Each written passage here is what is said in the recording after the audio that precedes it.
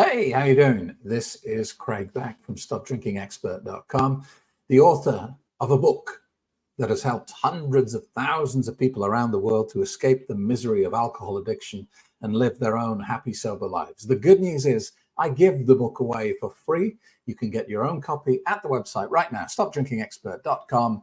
Go there and download it. And today I'm making an unusual video. Don't normally do videos on a Tuesday, normally on a Wednesday, but I got an email from Bob this morning and he needs help, and I wanted to help him as quickly as possible. So hence the special video. Now, this is a strange time of year because there's a lot of half-hearted people around this time of year when it comes to sobriety. A lot of people thinking, I'd like to quit drinking, but maybe not now.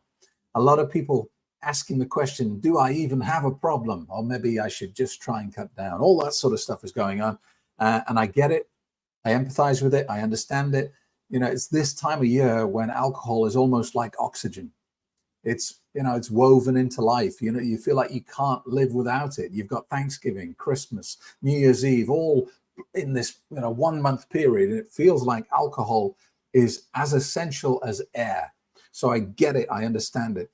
And that's Bob's problem, I think. Bob knows that he has a problem with alcohol. He emailed me this morning saying, I've read your book, I've listened to your audiobook, and I think I should do the course, but I'm not quite ready to pull the trigger. Help me decide. Which is a very trusting thing to do, isn't it? So I asked him to give me a bit more information, and I promised him I'd make him a video. So that's what this is. So let's take a look at Bob's email. I'm going to share it because I think it will help a lot of people, and a lot of people will be in a similar position to Bob. So he says, hi, Craig. I start by saying I feel I am heavily alcohol dependent, but not my idea of an alcoholic. In a nutshell, I believe alcohol, in the form of beer in pubs in particular, forms a major pit prop to my life. And while I feel alcohol in the wide sense is doing me no good, especially at my age, I can't see a way to live without it and the social contact I feel it brings. I can do a month off with reasonable ease. I plan to start something in January. A few details. I'm male, age 74. My parents ran pubs 0 to 17 years of age. I'm an only child with virtually no living family or relatives. I live alone with my dog, married twice, no kids. My girlfriend drinks much like me. We socialize together. I can and do drink a bottle of wine with supper most days, unless I'm on a beer day. I've had 2 bouts of cancer. One, 3 years ago, colon. I'm quite active, social and gregarious, but alcohol seems to be a common thread. I would simply like to cut down, but I'm sure that will never work for me. I do have pretty good willpower, but it is the social aspect I fear is the draw. Regards, Bob. What a great email, Bob. And I totally empathize with it because I get a sense that you're a man who has been through some learning curves in life, because that is life, isn't it? It's a struggle. Life throws stuff at you and you deal with it. And I'm not your age, but I'm nearly 50. I'm formerly divorced. I have 2 grown-up children. I have a lot of trauma in my background, and I understand that you go through life creating coping mechanisms. You create things to get you through, don't you? And it sounds like what you've done here is you've created a crutch out of alcohol, and that's very common because it is a mild anesthetic, and it slightly takes the edge off some psychological pain. Now, that sounds like I've just described the benefit of alcohol, doesn't it? Which, as you'll know, if you've watched enough of my videos that I've said hundreds and thousands of times, there is no benefit to alcohol. So that might sound a bit contradictory, but let me just pause for a moment and jump back to the start of your email before we get into whether this is actually a benefit of drinking alcohol. You say here, I feel I'm heavily alcohol dependent, but not an alcoholic by your definition of the term. And I think that's the major stumbling block for most people. And for me as well. I spent 5 years asking the question, do I have a drinking problem? Am I an alcoholic? And I spent 5 years looking for evidence to demonstrate that I wasn't an alcoholic and I didn't need to stop. Really just 5 wasted years. because it's the stereotypical image portrayed by the media and Hollywood of an alcoholic that is the problem. I used to say to myself, well, I never drink first thing in the morning, therefore I cannot be an alcoholic. I can go several weeks without drinking, therefore I am not an alcoholic. I never drink at work. I can go to work all day, not drink any alcohol. Therefore, I can't be an alcoholic. Therefore, I don't have a problem. And there is a very distinct difference between being a problem drinker and being an alcoholic. And an alcoholic is someone who is physically dependent on the drug. As in, this is no longer a case of whether you fancy a drink or not, or whether I think I like a glass of wine with my meal. Those days have gone. Your body is now so used to alcohol being in the system that it treats it like any other element that it needs to survive, like oxygen. And so if you don't have alcohol in your system, it's a bit like not having oxygen in your system. Your body goes into panic, it doesn't understand what's going on, it declares an emergency, and so on and so on. However, that doesn't mean everything is rosy in the garden, Bob, because being a problem drinker is still a devastating position to be in. And so, first of all, I would say to you, get rid of all this self-talk that you've got going on about whether you have a problem or not, whether you're an alcoholic or not. Look, the hard fact here is, yes, you have a problem with alcohol. Yes, it is causing significant damage to your life. If that wasn't the case, you wouldn't be emailing someone like me. You wouldn't be reading books like Alcohol Lied to Me. You wouldn't be searching the internet for stuff about alcohol. All right. You say here in your email, I can do a month off with reasonable ease, which is another thing that problem drinkers do as a way of demonstrating to themselves that they still have control. But actually, it demonstrates the opposite, because if there'll be thousands of things in the world that you occasionally have. And you like them, you enjoy them. But you don't then go and make a big deal that you haven't had that thing for a month. I mean, like, let's say, for example, broccoli. Let's say you like broccoli, but you can take it or leave it. And one Sunday, you have some broccoli. You don't declare to everyone at the table, do you? Well, that's 3 months since I had broccoli. I've just nailed 3 months broccoli free. Everyone would think, this guy has a real problem with broccoli, wouldn't they? So the fact that you're saying to yourself, I can do a month off alcohol, I can go a whole month without drinking alcohol, doesn't demonstrate control.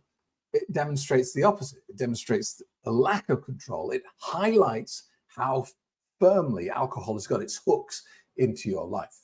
All right. So, bearing in mind everything you've said, let me try and answer this really quickly.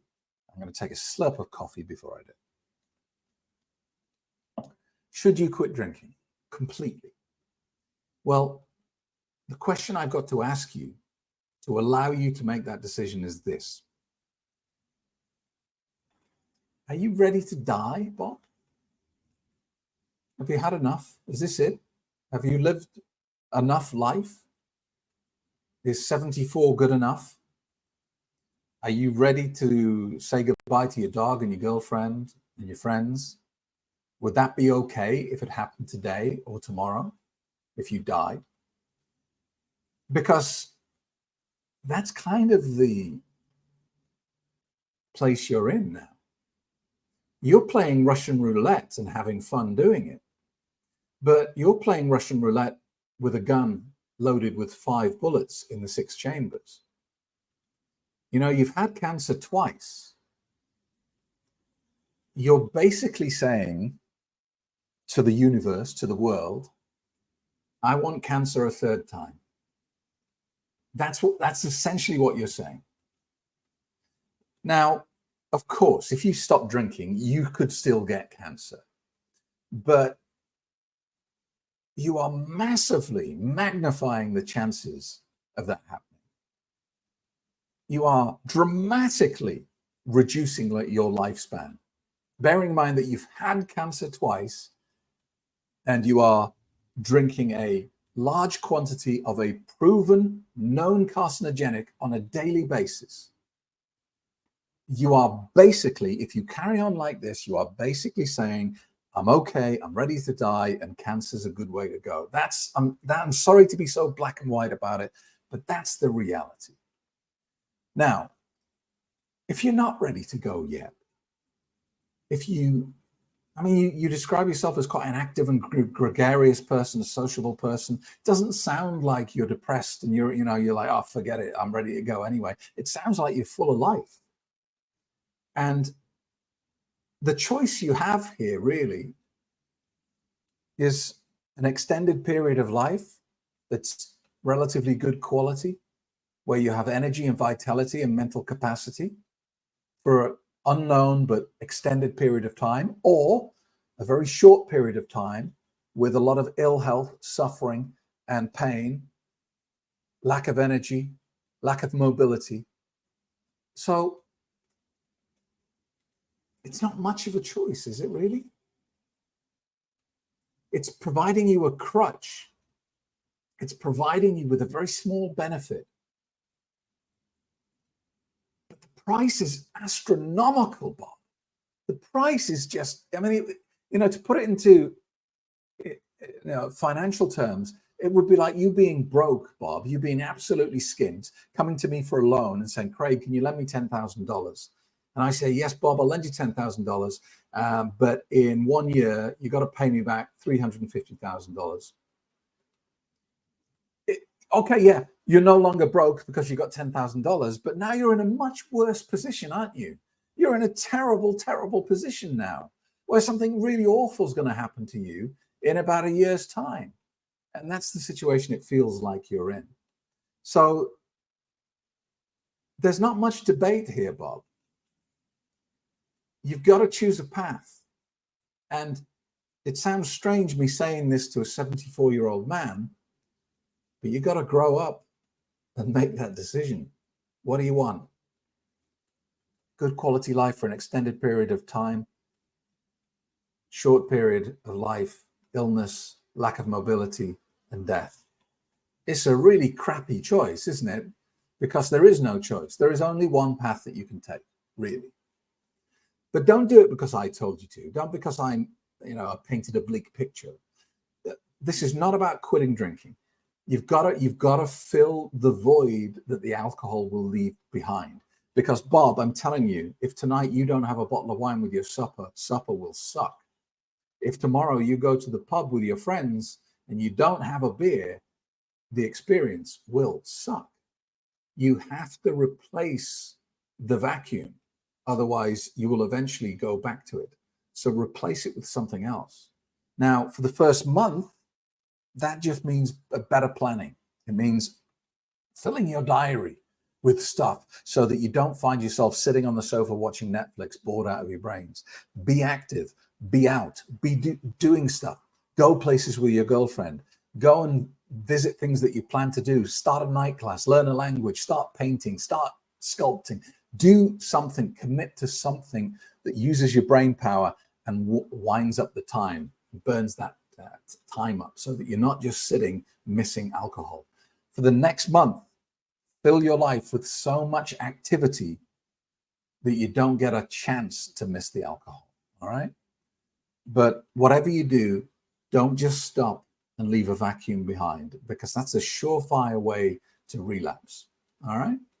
So look, I think you have a decision to make. You need to be honest with yourself about the impact that alcohol is having on your life, and you need to decide how you want the rest of your life to look, and then stick to your decision. I hope that helps. If you need any more pointers, just drop me an email. I'll make you another video. And that goes for everyone else who's subscribed to the podcast as well. If you've got a question, if something's challenging you, then just drop me an email and I'll try and help you out. Thanks so much for being with me today. There's another video, another episode of the Happy Sober podcast tomorrow.